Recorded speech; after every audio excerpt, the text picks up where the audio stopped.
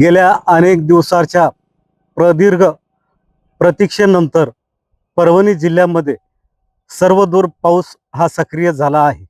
गेल्या 2 दिवसापासून जिल्ह्यामध्ये अनेक ठिकाणी कुठे जोरात तर कुठे संत गतीने रिमझिम अशा पद्धतीने पाऊस पडत आहे.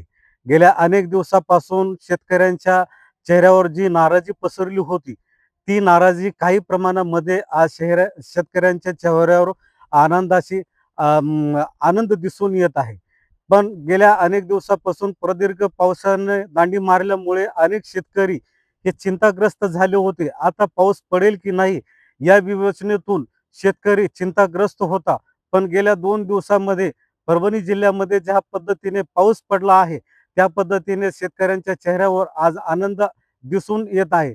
आज परभणी जिल्ह्यामध्ये छोटे-छोटे नाल्या असतील, नद्या असतील, या नद्यांना थोडेफार का होईना पाणी येत आहे. आज पालम तालुक्यामध्ये रात्री अम, अम, अम, पालम तालुक्यामध्ये चोरवड ते राणी सावरगाव हा जो रस्ता आहे, हा रस्ता नदीला पूर आल्यामुळे जो बाह्य वळण रस्ता होता तात्पुरता, तो वाहून देखील गेला आहे.